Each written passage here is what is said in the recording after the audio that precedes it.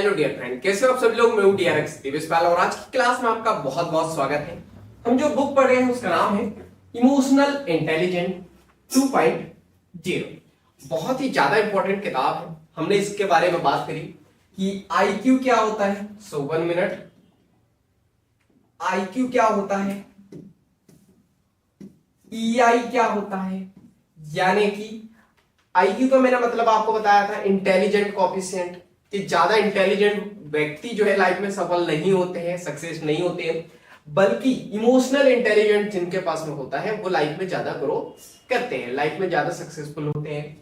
तो इसके हमने 4 डायमेंशन देखे थे, तो जिसमें से हमने जो है तीसरा डायमेंशन कल देख लिया था, सोशल अवेयरनेस। आज हम लोग देखने वाले हैं इसकी स्ट्रेटेजी के बारे में। तो चलिए स्टार्ट करते हैं हम लोग कि सोशल अवेयरनेस कैसे लाई जा सकती है, कैसे इसमें हम लोग मास्टरी कर सकते हैं, क्या स्ट्रेटेजी हो सकती है। चलिए तो समझने की कोशिश करते हैं। तो अब आपके पास में 2 चीज मिली आपको यहाँ पे। कौन कौन सी चीज देखने को मिली आपको? ठीक है, आपको एक चीज तो देखने को मिली सेल्फ अवेयरनेस और दूसरी देखने को मिली आपको सोशल अवेयरनेस। ठीक, 2 चीजें। अब दोनों में अंतर क्या होता है तो ये देख लेते हैं। सेल्फ अवेयरनेस की बात करें तो खुद के अंदर झांक के देखने को हम लोग कहते हैं सेल्फ अवेयरनेस। खुद के अंदर जब हम झांकते हैं, देखते हैं क्या सही है क्या गलत है, अपने इमोशंस को जानते हैं, अपनी फीलिंग पे काम करते हैं, तो उसको हम लोग कहते हैं सेल्फ अवेयरनेस। क्लियर है? सोशल अवेयरनेस क्या होती है? तो सोशल अवेयरनेस में बाहर देखना होता है। बाहर देखने का मतलब बाहर देखना और लोगों के बारे में पता करना, इसको हम लोग क्या कहते हैं, या दूसरों के बारे में सीखना, उसको हम लोग कहते हैं यहां पे सोशल अवेयरनेस। क्लियर है? तो दोनों चीज आपको समझ में आई होंगी। सेल्फ अवेयरनेस यानी अपने ऊपर काम करना, सोशल अवेयरनेस यानी दूसरों के ऊपर काम करना और दूसरों की लाइफ के बारे में सीखना, दूसरों की फीलिंग को समझना। सेल्फ अवेयरनेस यानी अपनी फीलिंग को समझना। क्लियर है? चलो ये चीज आपको समझ में आ गई। तो अब हम लोग बात कर सकते हैं सोशल अवेयरनेस की स्ट्रेटेजी क्या हो सकती है। क्लियर? चलिए, तो सोशली अवेयर रहने से आपको दूसरों की फीलिंग को समझने में आसानी होगी। ठीक है, जब आप सोशली अवेयर होंगे, ठीक है, यानी सोशली आप अवेयर होंगे तो आपको दूसरों की फीलिंग को समझने में जो है मदद मिलेगी। क्लियर? जिससे जो है आप बहुत बड़ा नेटवर्क बना सकते हो और नेटवर्क बना के जिंदगी में जो है सक्सेसफुल हो सकते हो। इसके बाद हम लोग बात करें तो आप अपने रिलेशन को मजबूत करना सीख जाएंगे और आप किसी और को बेहतर और ज्यादा जान पाएंगे। क्लियर है? और क्या फायदे हैं? तो अगर आप सोशली अवेयर हो जाते हो, दूसरों की फीलिंग को समझते हो, तो क्या होगा, आप दूसरों को अच्छे से समझ पाते हो, दूसरों को समझ पाते हो। इसके बाद आप अपने रिलेशन को यानी कि रिश्तों को जो है मजबूत बनाते हो, अच्छे से समझ पाते हो, सीख पाते हो। आप किसी और को जो है बेहतर तरीके से समझने लग जाते हो। चलिए आगे देखते हैं। सोशली अवेयरनेस तब होती है जब आपको पता है कि आप अभी मदद नहीं मांग सकते हैं क्योंकि आपके दोस्त का मूड अभी ठीक नहीं चल रहा है। देखो कई बार होता है ना कि आपको मदद की जरूरत होती है और आप जो है बहुत अर्जेंट, आपको कोई मदद की जरूरत है। ठीक है, आप गए और अपने किसी दोस्त से जो है आपने हेल्प मांगी और हेल्प मांगने से होगा क्या कि जो आपकी सेल्फ रिस्पेक्ट जो है वो डिस्ट्रॉय हो जाएंगी, वो बर्बाद हो जाएंगी, वो नष्ट हो जाएंगी अगर आपने सही समय पे मदद नहीं मांगी तो। क्यों? देखते हैं। देखो आपका दोस्त का अभी अभी जो है ब्रेकअप हुआ है, बहुत दुखी है बेचारा, और अब आप जाके बोल रहे हो कि भाई मुझे गोवा घूमने जाना है, एक काम कर मुझे 10,000 उधार दे दे। क्या होगा? आपकी सेल्फ रिस्पेक्ट की धज्जियां उड़ जाएंगी। वो व्यक्ति की नजरों में आप बहुत ही जो है ना बेकार इंसान माने जाओगे। तो सोशल अवेयर होना बहुत जरूरी है, दूसरों की फीलिंग को समझना बहुत जरूरी है कि कब मदद मांगनी है और कब मदद नहीं मांगनी है। ठीक है, तो आपको पता होगा कि आपको मदद कब मांगनी है और कब मदद नहीं मांगनी है। आपके दोस्त का मूड अच्छा है, बुरा है, क्या है, ये आप उसको देख के ही जो है बता दोगे। कब बताओगे? जब आप सोशली अवेयर होंगे, तो दूसरों को देख के ही बता दोगे कि सामने वाला दुखी है या खुश है या डरा हुआ है या गुस्से में है।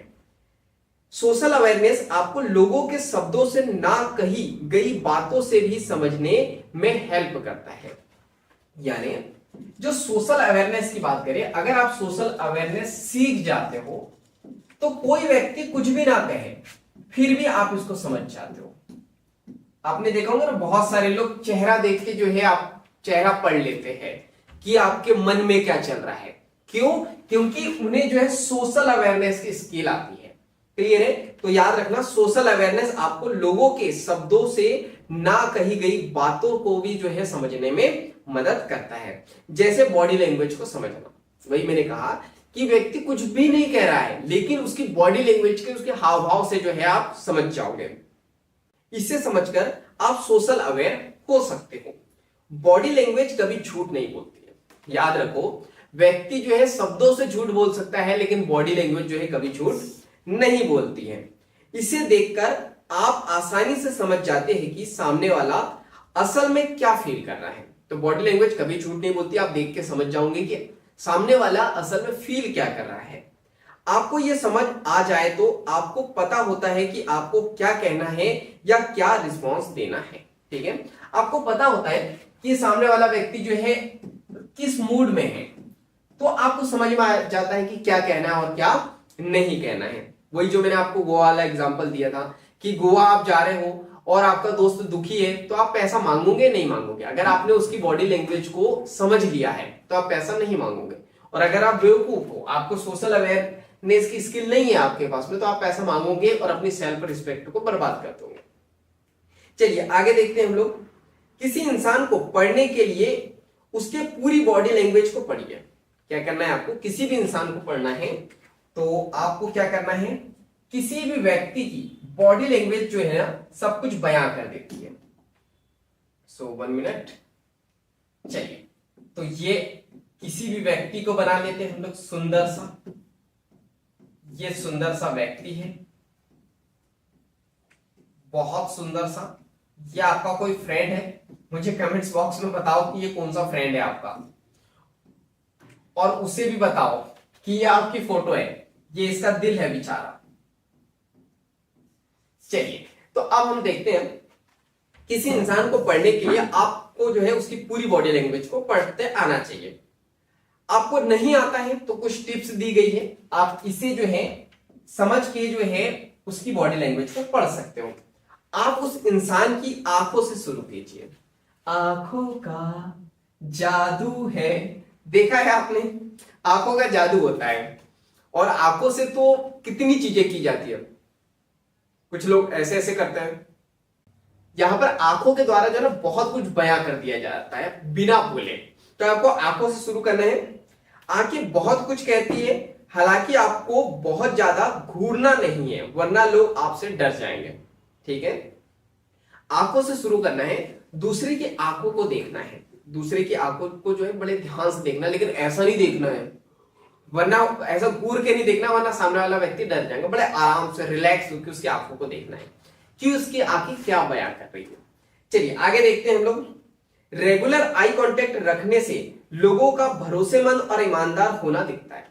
अगर सामने वाला व्यक्ति आई कांटेक्ट बना के रख रहा है आपसे, तो समझ जाओ कि उसकी आंखें क्या रिप्रेजेंट कर रही है। उसकी आंखें बता रही है कि सामने वाला व्यक्ति भरोसेमंद है, आप भरोसा कर सकते हो। सामने वाला व्यक्ति कॉन्फिडेंस है तो भरोसेमंद और ईमानदार है, ये आप जो है समझ सकते हो। ठीक है, कैसे समझोगे आप? अगर सामने वाला व्यक्ति जो है रेगुलर आई कांटेक्ट बना के रख रहा है तो।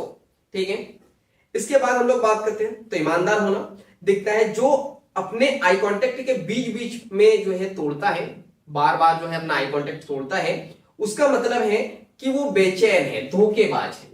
अगर ये जो है आई कांटेक्ट बीच बीच में तोड़ देता है तो समझ जाइए कि वो व्यक्ति जो है यहां पर तोड़ देता है, तो आप समझ जाइए कि वो व्यक्ति मतलबी है।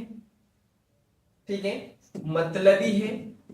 वो व्यक्ति जो है बेचैन है, उसको डर लग रहा है किसी न किसी चीज से, उसने कुछ गलत काम किया है और वो है धोखेबाज।